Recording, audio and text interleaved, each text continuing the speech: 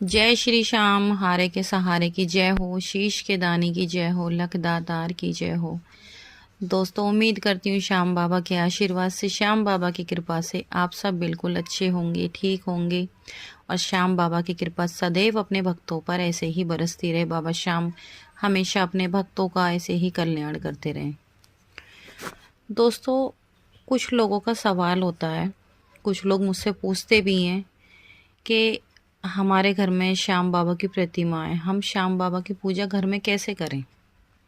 और अक्सर लोगों के दिमाग में ऐसा सवाल आता है, तो मुझे लगा शायद हमें इस पे कोई वीडियो बनानी चाहिए ताकि इस सवाल का आंसर हर किसी के पास पहुंचे। क्योंकि जब कोई भी इस चीज़ को सोच सकता है, जब एक इंसान ने ऐसा क्वेश्चन कर दिया तो जाहिर सी बात है बहुत लोगों के माइंड में ये क्वेश्चन उठता होगा कि हम श्याम बाबा की पूजा घर पर कैसे करें, है ना। तो वीडियो को शुरू करने से पहले जो लोग नए जुड़ रहे हैं हमारी वीडियो से, जो लोग देख रहे हैं, सबसे पहले वो हमारे चैनल को सब्सक्राइब कर बेल आइकन को ज़रूर प्रेस कर ले। क्योंकि हम अपने चैनल पर श्याम बाबा से जुड़ी जानकारियां, श्याम बाबा के सत्य चमत्कार और श्याम बाबा के अनुभव आप सभी लोगों के साथ शेयर करते हैं। और जितना हो सके ज़्यादा से ज़्यादा हमारी वीडियोस को शेयर किया कीजिए ताकि और लोग श्याम बाबा से जुड़ सकें, श्याम बाबा की कृपा पा सकें। तो चलिए शुरू करते हैं। शुरू करने से पहले सभी भक्तों को जय श्री श्याम।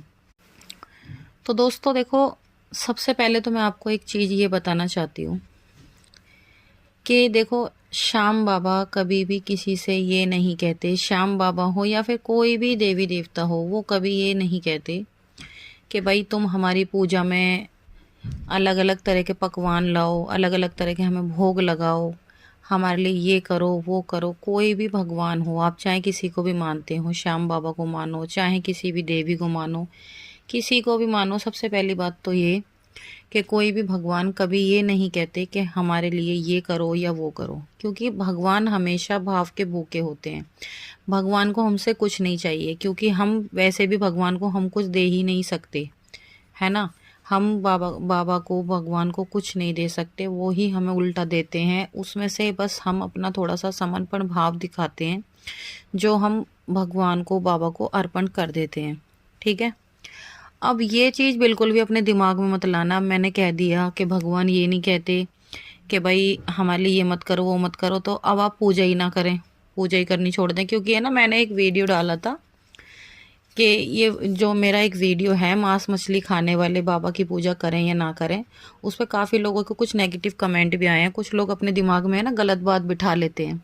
तो पहले मेरी उस वीडियो को ध्यान से सुनना, उसके बाद ही बोलना कि मैं उस वीडियो में क्या कह रही हूँ क्या नहीं कह रही, ठीक है। तो मेरा कहने का मतलब ये बिल्कुल भी नहीं है कि आप बाबा की पूजा ना करें, ठीक है।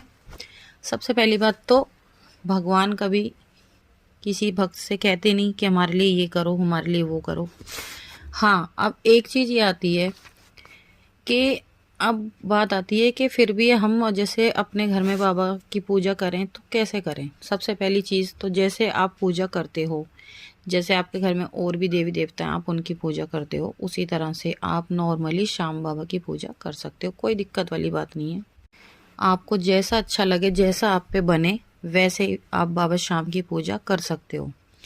बाबा श्याम को इससे कोई दिक्कत नहीं। बस हाँ, बात यह है कि भाव आपका सच्चा होना चाहिए।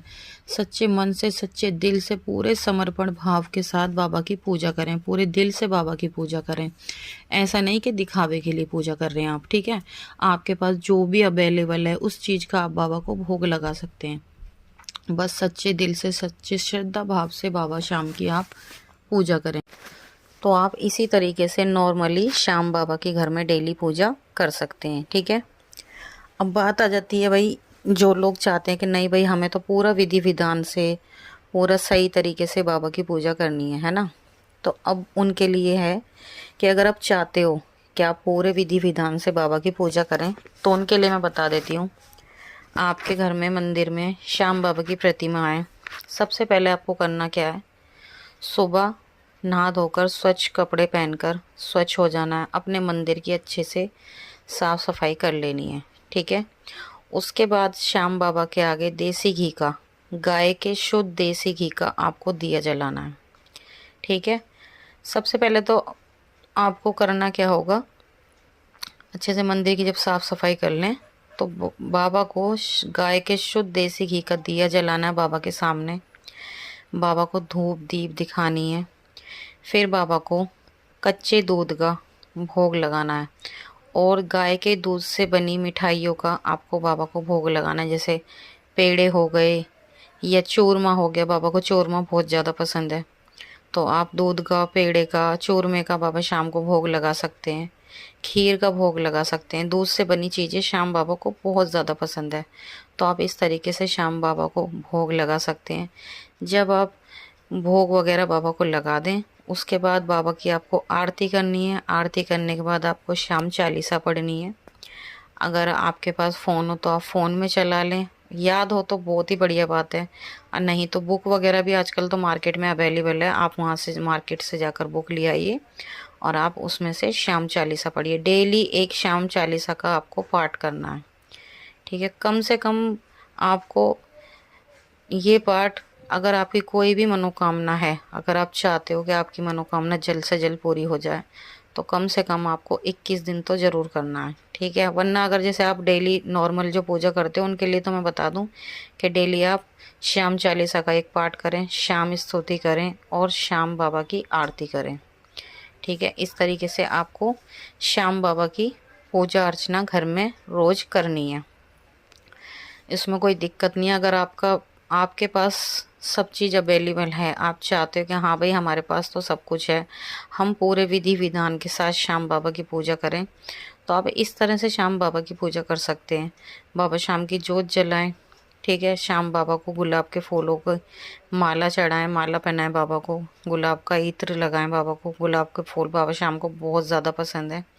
जो जो श्याम बाबा को पसंद है आप वो बाबा शाम के लिए कर सकते हैं, है ना।